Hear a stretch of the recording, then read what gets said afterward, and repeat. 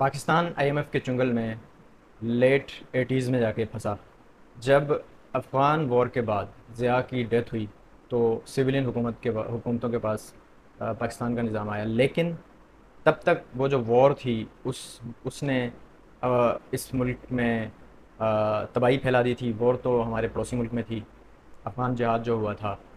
लेकिन वो जो कहते हैं ना कि किस तरीके से आईएमएफ लोगों को जकड़ता है, तो परफेक्ट एग्जांपल है उस चीज़ की यहाँ पर कि पहले तो अमेरिका ने हमारे रीजन में वॉर मुसल्लत की, हमें उसमें उलझाया, उसमें हमारे कुछ लोगों को फ़ायदा हुआ। ज़िया ने पूरी कौम को झोंक दिया उसमें। लेकिन फिर चूँकि 10 साल हम जंगें लड़ रहे थे, और 10 साल तक आप अगर जंग लड़ते रहें किसी और की, और अपनी इंडस्ट्री ना बनाएं और अपने लोगों को ना ट्रेन करें, तो वॉर के बाद अब इंटरनेशनल मार्केट में ये आपकी वॉर की सर्विसेज नहीं ली जाती, बल्कि प्रोडक्ट्स ली जाती हैं, दूसरी कोई सर्विसेज ली जाती हैं। तो उसके बदले में आपको पैसे मिलते हैं, डॉलर्स मिलते हैं।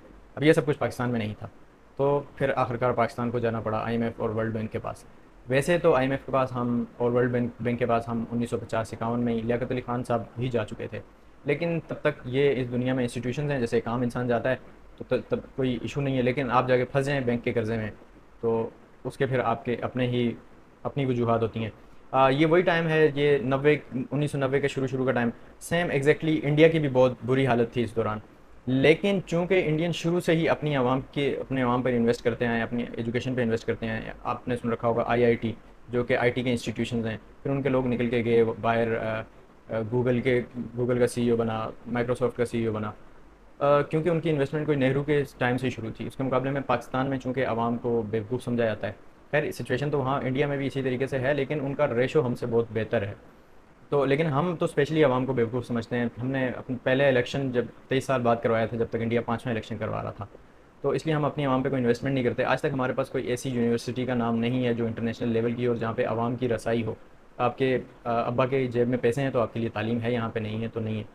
तो इस तरीके से जब 1990 के आसपास ये दोनों ही मुल्क गए, और आईएमएफ ने दोनों को तकरीबन सेम फार्मूला दिया।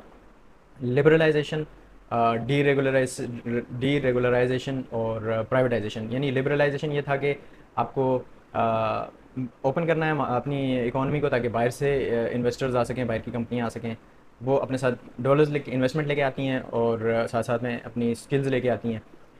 और फिर डीरेगुलराइजेशन ये थी कि हुकूमत के अमल दखल बहुत थोड़ा होगा, क्योंकि जहाँ जहाँ हुकूमत का अमल दखल होता है आपको पता है वहाँ पे मामला बिगड़ते ही हैं।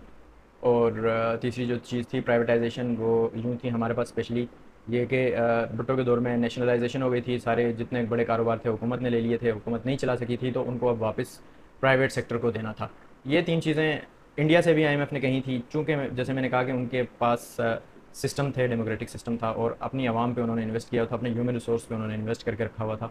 तो अब वो निकल आए, टाइम लगा, लेकिन उनकी भी एक लंबी कहानी है। जो मनमोहन सिंह थे उस टाइम फाइनेंस मिनिस्टर थे, वो बार बार रिज़ाइन करते थे, क्योंकि जो इकदाम वो कर रहे थे उस पर अपोजिशन आवाज़ उठाती थी, क्योंकि वो इस तरह के उनके इकदाम थे जो कि आवाम को कबूल नहीं थे उस टाइम पर। तो खैर हम आते हैं वापस अपने पाकिस्तान पर।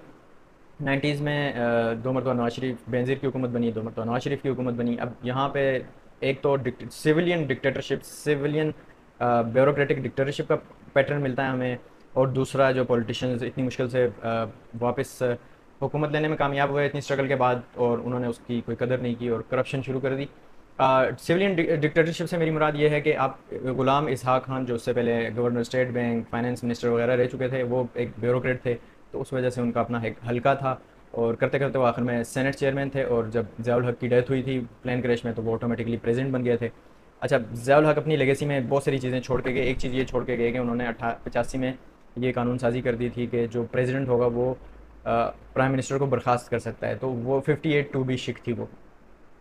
तो 58(2)B के तहत गुलाम इसहाक खान ने पहले बेनज़ीर को निकाला, और उसमें जाहिर सी बात है, वो एक पिछले 10 सालों से इकॉनमी का जो बर्डन था वो एकदम से एक तो ठीक नहीं हो सकता था, उसको टाइम लगना था।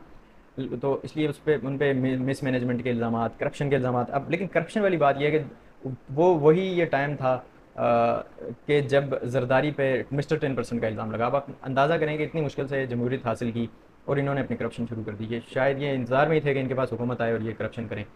और फिर इनके जो जरदारी का जो बेनज़ीर का दूसरा दौरे हुकूमत आया, उसमें जो है ना उस टाइम पे पाकिस्तान में बिजली के क्राइसिस उस टाइम पे भी इसी तरह से बढ़ गए थे। फिर आईपीपीस की उन्होंने पॉलिसी दी 1994 में, जिसकी वजह से जो मायदे हुए वो कुछ उस टाइम पाकिस्तान में चूँकि आना कोई नहीं चाहता था। भुट्टो चूँकि नेशनलाइजेशन कर चुके थे, तो अब कोई भी इन्वेस्टमेंट नहीं करना चाहता था कि भाई कल को ये नेशनलाइज करके हमारा बिज़नेस ले जाए हुकूमत, तो हम क्या करेंगे। अब इसलिए उनकी टर्म्स पे बिज़नेसेस को लाना था।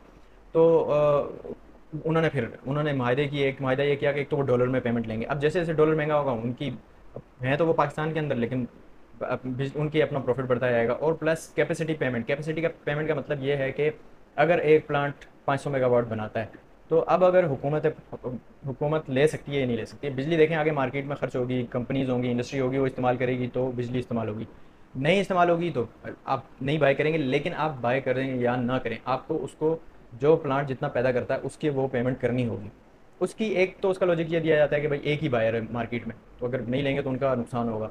लेकिन ये है ओवरऑल पाकिस्तान आवाम के लिए बर्डन बना, क्योंकि आना कोई चाहता नहीं था उस टाइम पे, तो लोगों को लाने के लिए खैर इंटरनली लोगों ने इन्वेस्टमेंट की, उस मौके से फ़ायदा उठाया, ढेर सारा प्रॉफिट। अब कौन कौन लोग हैं फिर किसी वीडियो में बात करेंगे। तो उस टाइम पे बेनज़ीर पर जो है ना फिर इल्ज़ाम लगा, महंगाई बहुत ज़्यादा बढ़ गई थी, बेरोज़गारी बहुत ज़्यादा बढ़ गई थी। तो दोबारा दूसरी मरतबा भी बेनज़ीर पे, और उस दूसरी मरतबा जो है ना करप्शन के भी इल्ज़ामात जो है ना, वो स्विस बैंक अकाउंट के जो इल्ज़ामात आज सुनते हैं आप जरदारी पे, वो उस टाइम हुआ था। तो करप्शन भी साथ साथ चलती रही। फिर इस दौरान एक और चीज़ वो रही कि पहले नवाज शरीफ पे बात करते हैं, फिर वो बताता हूँ मैं आपको कि नवाज शरीफ पे जो है नवाज शरीफ जब आए पहली मरतबा, तो उन पे भी इल्ज़ाम आता है करप्शन के। उस तरीके से नहीं आए जैसे पीपी में आए। पीपी ने जो गवर्नमेंट के लोग थे उसमें अपने पॉलिटिकल भर्तियाँ भी की थी, ये भी एक इल्ज़ाम था। अब नवाज शरीफ पे क्या इल्ज़ाम था, नवाज शरीफ चूँकि बिजनेस मैन थे।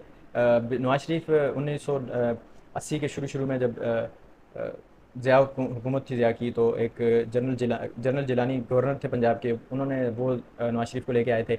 और फिर अगले 5 साल में वो चीफ मिनिस्टर बने। शुरू में वो एज अ फाइनेंस मिनिस्टर आए थे पंजाब गवर्नमेंट में, फिर चीफ मिनिस्टर बन गए पंजाब के, और फिर बस 10 सालों में जो है ना वो प्राइम मिनिस्टर बन गए तकरीबन। तो जब वो बने, वो बिज़नेस कम्युनिटी में थे। और नवाज शरीफ जो है ना पहले वो थे हुक्मरान जो कि उस बिज़नेस कम्युनिटी से उनका ताल्लुक था, वो बिज़नेसमैन थे। अब वो कोई वडेरे नहीं थे, यानी उस तरीके से कि जिनके ज़मींदार नहीं थे, जागीरदार नहीं थे। तो इनका सोच इनकी अलग थी, यानी अलग अलग तरीके से करप्शन कर रहे थे। तो इन पे जो इल्ज़ाम लगे कि भाई जो प्राइवेटाइजेशन करनी थी भुट्टो दौरे हुकूमत की, उसको इन्होंने इस तरीके से किया कि अपने ही लोगों को जो है ना वो इंडस्ट्रीज़ बेचनी शुरू कर दी, उन्हीं को देना शुरू कर दी, उन्हीं को फ़ायदा देना शुरू कर दिया। ये उन पे इल्ज़ाम लगे थे। तो और वैसे शायद इकॉनमी उन्होंने थोड़ी संभाल ली थी, लेकिन बजट खसारा बहुत ज़्यादा बढ़ गया था नवाज शरीफ के टाइम पर। और जो एक चीज़ दोनों ही हुकूमतों के दरमियान पूरे उस 90s में हमें नज़र आती है, वो है कराची, जो कि आपका सबसे बड़ा शहर जहाँ पर आपके बिज़नेस है। तो वहाँ पे अमन व अमान का मसला, एमक्यूएम के ख़िलाफ़ ऑपरेशन भी 92 का उसी टाइम पे हुआ था। दहशत गर्दी, कत्ल गारत गरी। अब आप यूँ सोचें कि आपकी एक बिल्डिंग है, बड़ी बिल्डिंग 10 मंजिला, उसके नीचे जो शॉपिंग मॉल्स वगैरह होते हैं वही कमा के देते हैं। तो लेकिन आपने उनका बेड़ा करके रखा हुआ, अपनी शॉप्स का बेड़ा करके रखा हुआ है। तो ये इल्ज़ामात लगे। लेकिन टाइम मिलना चाहिए था। पहले जो दो हुकूमतें हैं वो नवाज शरीफ, बेनज़ीर और नवाज शरीफ की, वो गुलाम इसहाक़ खान ने निकाली, उन्होंने बर्खास्त की। वो मैं आपको जैसे कह रहा था कि एक सिविलियन डिक्टेटरशिप का पैटर्न नज़र आता है, वो चूँकि डिक्टेटर बन गए थे उस टाइम पे। और याद रहे कि पाकिस्तान में डिक्टेटरशिप शुरू करने वाले सिविलियन ब्यूरोक्रेट ही थे। गुलाम मोहम्मद सिविलियन ब्यूरोक्रेट थे, और फिर सिकंदर मिर्ज़ा वो मिक्स समझ लें, वो वैसे जनरल रिटायर हो चुके थे, लेकिन फिर सिविलियन थे वो। उन्होंने पहला मार्शल लॉ लॉन्च किया था, या अयूब खान वाला मार्शल लॉ उन्होंने लॉन्च किया था। तो यहाँ पे वो पैटर्न रिपीट होता है। और हमें जो है ना गुलाम इसहाक़ खान डिक्टेटरशिप करते हुए नज़र आते हैं। वो दो हुकूमतों को, पहले बेनज़ीर को और फिर नवाज शरीफ को, मिसमैनेजमेंट, महंगाई, इकॉनमी के बुरे हालात और अमन व अमान के मसाइल, इनकी बुनियाद पर बर्खास्त करते हैं। फिर लेकिन दूसरी हुकूमत में जब नवाज शरीफ को बर्खास्त करते हैं गुलाम इसहाक़ खान, तो नवाज शरीफ चले जाते हैं सुप्रीम कोर्ट के पास, जिसकी जो बहाल कर देती है नवाज शरीफ की हुकूमत को। अब इक्वली दो पावर्स आ जाती हैं जो कि आपस में स्ट्रगल करती हैं। तो इसलिए मुल्क का जो निज़ाम है वो डेडलॉक की तरफ चला जाता है, जिसमें फिर आर्मी चीफ आते हैं अब्दुल वहीद काकड़। वो कू किए बगैर, उसको काकड़ फार्मूला कहते हैं, वो फिर दोनों से रिज़ाइन लेते हैं, आर्मी नवाज शरीफ से भी और गुलाम इसहाक़ खान से भी। अब यहाँ पे गुलाम इसहाक़ खान से जो जान छूटती है, तो अगली जो फिर हुकूमत आती है बेनज़ीर की आती है 93 में। तो उसमें वो क्या, उनके अपने ही पार्टी के मेंबर लगारी, जो कि वो 2 साल बाद जो है वो तकरीबन बेनज़ीर को प्राइम मिनिस्टर उस वक्त की, उसको उन बर्खास्त कर देते हैं। वही इल्ज़ामात, करप्शन, मिस मैनेजमेंट, इकॉनमी के बुरे हालात और फिर अमन अमान के मसाइल। लेकिन फिर जब उसके बाद नवाज शरीफ आते हैं तो वो बेनज़ीर के साथ मिल के 97 में 58(2)B के तहत ये प्रेसिडेंट वज़ीर आज़म वज़राए आज़म को निकालते रहे, तो उन्होंने 58(2)B को ख़त्म किया। लेकिन वो फिर मुशर्रफ ने बहाल कर दिया था, फिर 2010 में प्रॉपरली ख़त्म किया गया।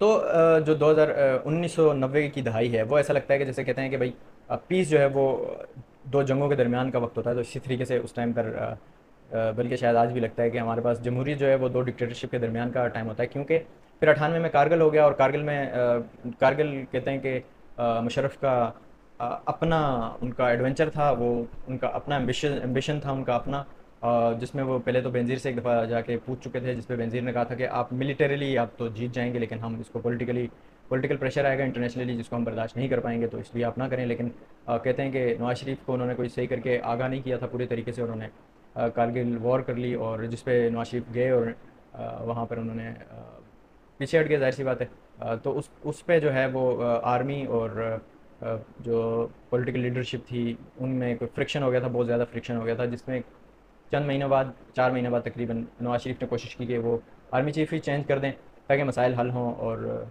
आर्मी और उनके दरमियान जो फ्रिक्शन है वो ख़त्म हो। लेकिन आर्मी ने नवाज शरीफ को ही हटा दिया और कू करके। और वो आपको याद ही होगा कि आर्मी चीफ श्रीलंका गए हुए थे और मुशर्रफ वापस आ रहे थे, तो जिसके जहाज़ को यहाँ पे लैंड करने से मना कर दिया था। तो लेकिन फिर इस तरीके से करके आर्मी ने दोबारा कू करके दोबारा अपने हाथों में ले लिया इस मुल्क का निज़ाम हुकूमत, और इस तरीके से 1990 की दहाई इख्तिताम पजीर हुई। मिलते हैं अगली वीडियो में, जिसमें मुशर्रफ के दौरे हुकूमत पर बात करेंगे। अल्लाह हाफ़िज़।